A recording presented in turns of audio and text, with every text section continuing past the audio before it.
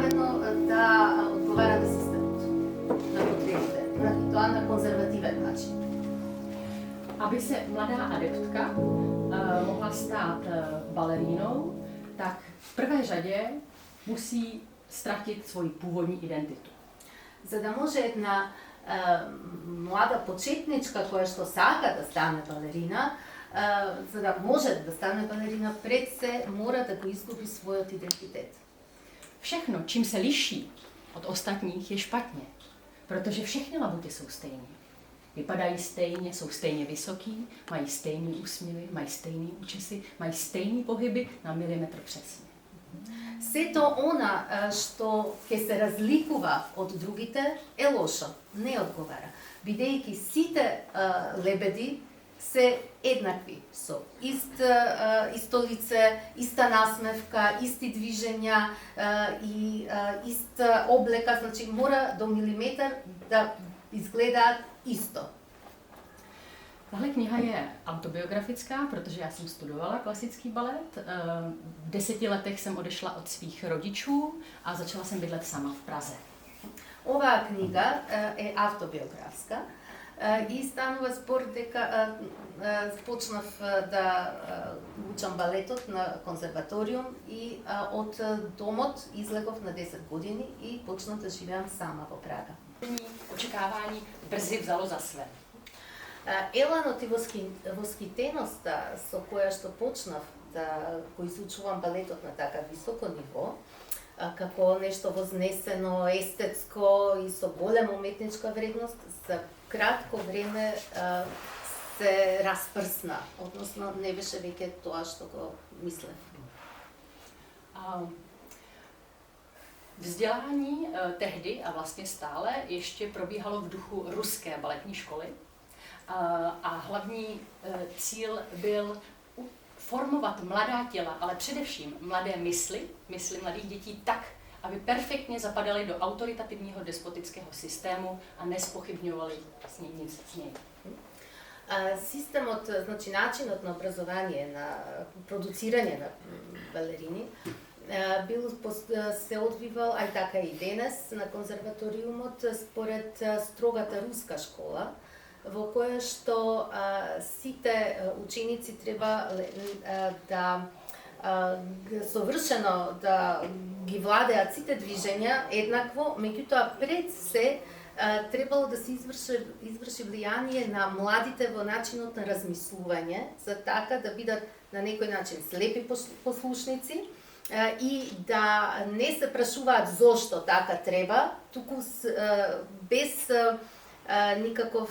никакво спротивставување да ги слушаат деспотските авторитети на нивните професори. Což se dá vztáhnout samozřejmě na jakýkoliv autoritativní systém, kde demokratický dialog je zakázán. Значи се работи за отсуство на комплетна демократија, каде што било каков излив на некоја слободна волја или е строго забрането. Labuť velká se anglicky řekne mute swan, zaměstnance. Балетот работува перфектни работници. Mlčí a makají. Молчат и напорно работат. Тешко. Zároveň ta kniha je ale také o svobodě a o hledání určitého východiska z despotického systému. Оваа книга е на еден начин барање на решение, на излез од овој деспотски начин на образование. Kulisy tohoto románu jsou v 90. letech, jsou to divoká 90. léta v Praze, která jsou v kontrastu právě s tím rigidním, starým ruským systémem. Во книгата Зад кулисите се представени 90-тите години кои што биле можне по диви или комплетна спротивставеност на оној ригиден начин на воспитание. Hlavní hrdinka se vůči systému potají, vlastně anarchisticky vymezuje. Je to taková tajná gerila vůči všemu, co musí zapadat do daného řádu. Значи, главната героина ни е представена како се бори против сето тоа што е таму. Начинот на обнесување како прифатен. Kniha portrétuje prostředí právě nově se objevujících a vznikajících klubů současné elektronické hudby, umělecká streetová scéna, rodí se nezávislé umění a hlavní hrdinka vlastně poznává ten svět v celé té své šíři a teprve tehdy si uvědomuje, až ve srovnání s tím, v jakém systému se sama nachází. Значи, Které je výkonné, které je výkonným kolečkem ve velkém mechanismu, ve stroji. Chce být mysl, chce být někdo, kdo má hlas, kdo je slyšet, ne pouze kdo je dekorace. И во тие моменти одлучува дека не сака да биде само тело, дека сака да може да размислува самостојно, да донесе некоја новина, да може да се изрази слободно на начин на кој што да сака или може. Jsem přesvědčená, že tohle je pro mě ta esenciální linka, kterou některé pojmenovávají jako feministická linka v knize. Je to o emancipaci ženské bytosti z pozice pohlaví, které jemuž jsou přisouzeny vlastnosti jako pečovat, být krásná, být k dispozici, poslouchat, do pozice mít svůj hlas, být slyšet, stát se někým, kdo tvoří, být tvůrce. Во книгава одредени читатели или правци велат дека има феминистичка нишка. Меѓутоа, сепак сметам дека оваа книга не е за феминизам, туку за еманципацијата на жената, која што треба да си го најде своето место во светот, во животот, да не биде само послушна, насмејана, да убаво да изгледа, да се грижи, да трча за сите и да удоволува, туку едноставно да си го најде своето место како независна и еманципирана и да може да донесува своји одлуки. Takže v podstatě objevení, na konci ona objevuje umění pro sebe jinak. Ne z pozice interpreta, jemuž ostatní říkají, co má dělat, nýbrž z pozice autora, choreografa, toho, kdo přináší ideje na scénu. И така, хероината станува, значи, не се согласува да остане само интерпретирач, значи, оној на кој што му се кажува што да прави, туку таа станува автор, кореограф и таа ги смислува своите идеи да дојдат до израз на начинот на представување. To je asi tak zhruba v kostce hlavní téma knihy. Je tam samozřejmě, jsou tam další linky dalších postav, které komunikují témata spřízněná, co se děje po škole, nebo když změna identity, když hledá svého bratra, který se nakonec ukáže tak, že také ztrácí svou identitu a stává se někým jiným, které vlastně všechny ty linky, já bych řekla, komunikují to téma identity z odlišných perspektiv. Секако дека покрај главната хероина во книгата има уште и многу ликови кои што се испреплетуваат.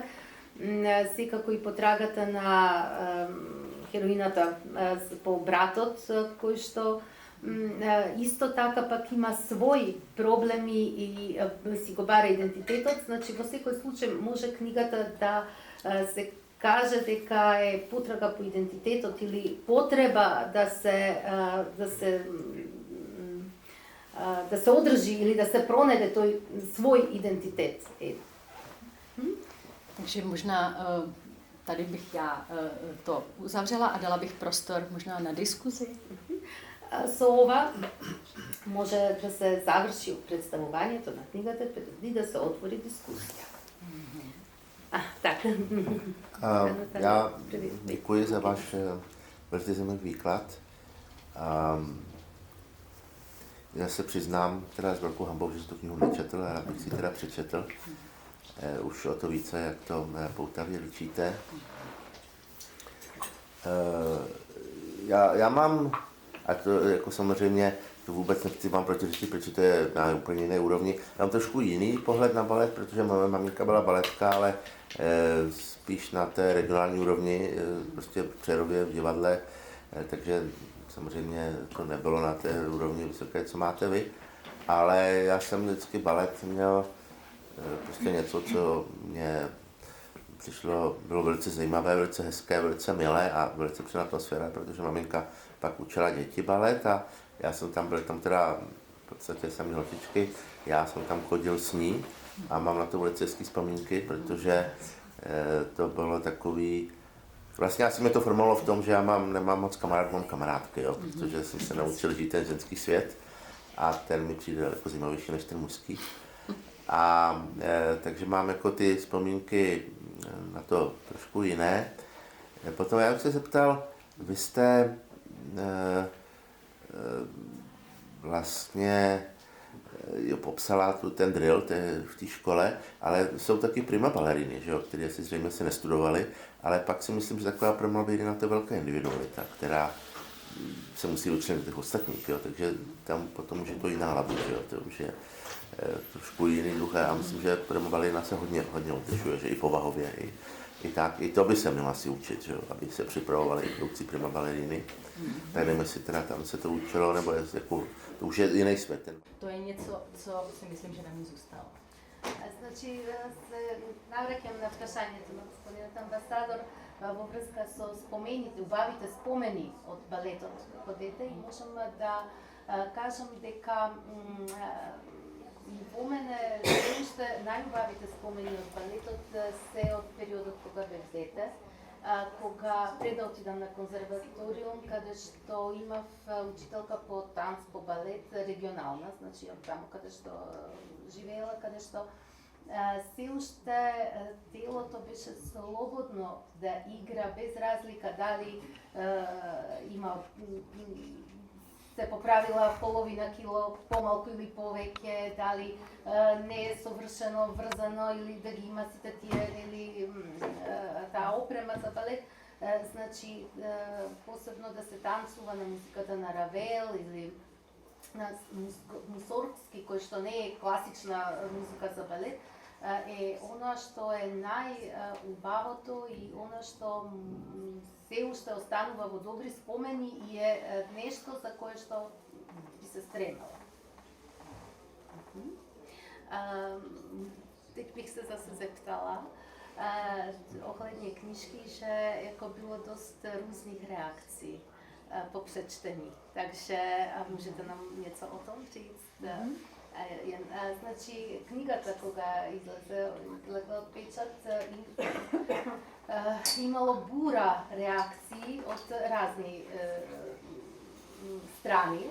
На едни страни еко професионалове, которые се взбурали еко на тоа як е то написано, але доконце треба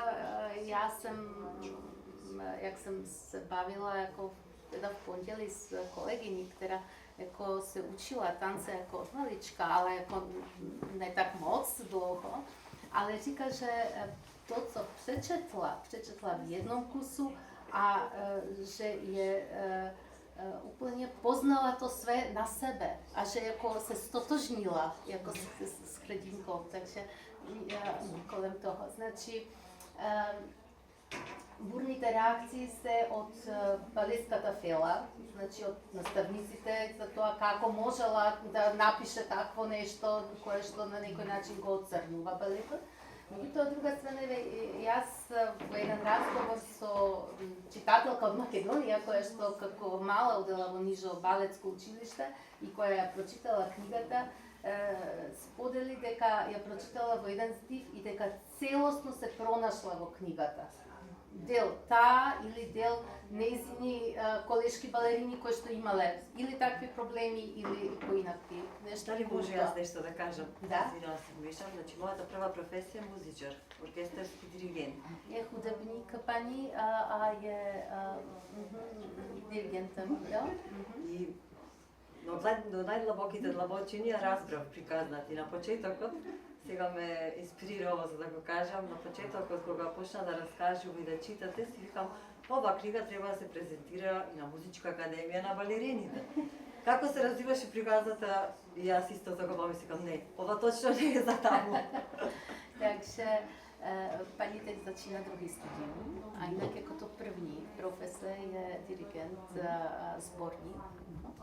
A že jak jste přečetla úryvek, tak si říkala, že takhle jako knihu by měla představit jako na hudební akademie, jako baletka, ale jak jsme se začali jako bavit o knize, tak říkala, že radši ne.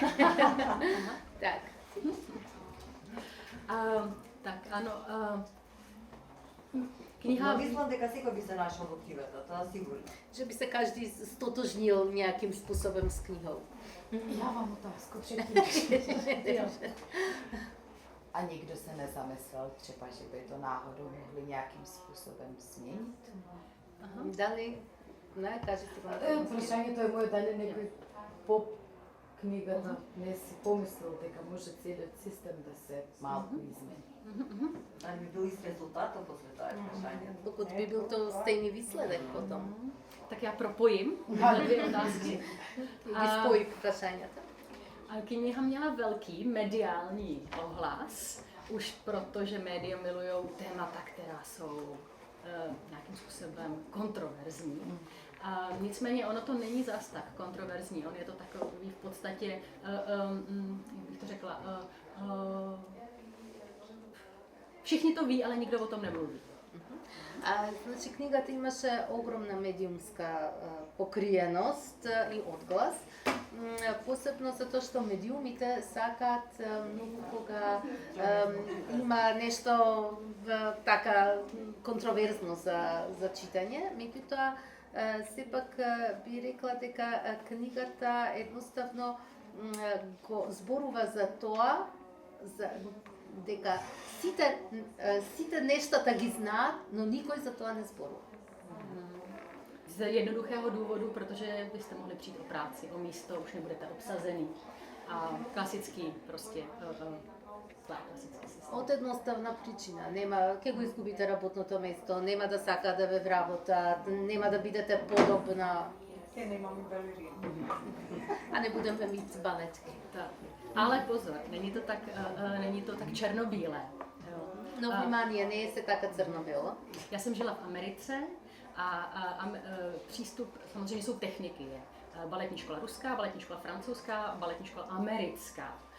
To, co vidíte na jevišti, tak vy nepoznáte, jaký je rozdíl, ale já to poznám, protože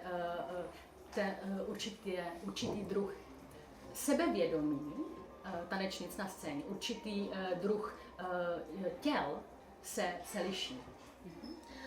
Значи секако имам живеено во Америка и има различни школи.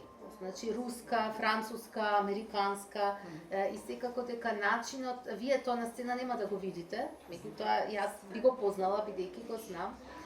И има секој од тоа дава некој друг себе спознаност или себе samosvesnost. Americká baletní škola vychovává velmi zdravé, atletické, sebevědomé interprety.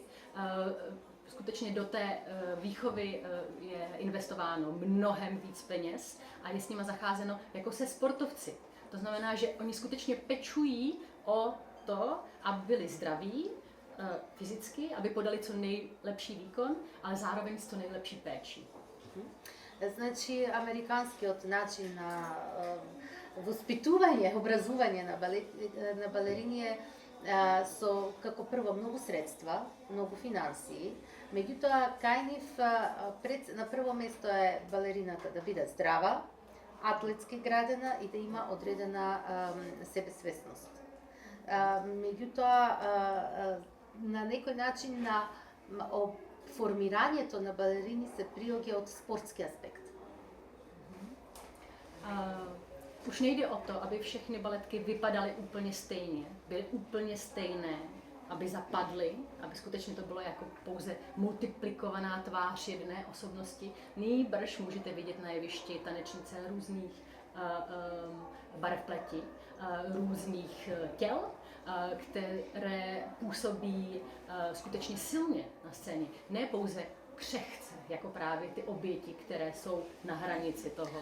Значи во американската школа можете да видите балерини кои што имаат одредена своја индивидуалност. Не се сосема исти, еднакви во изгледот, значи не е едно лице кое што е мултиплицирано во повеќе.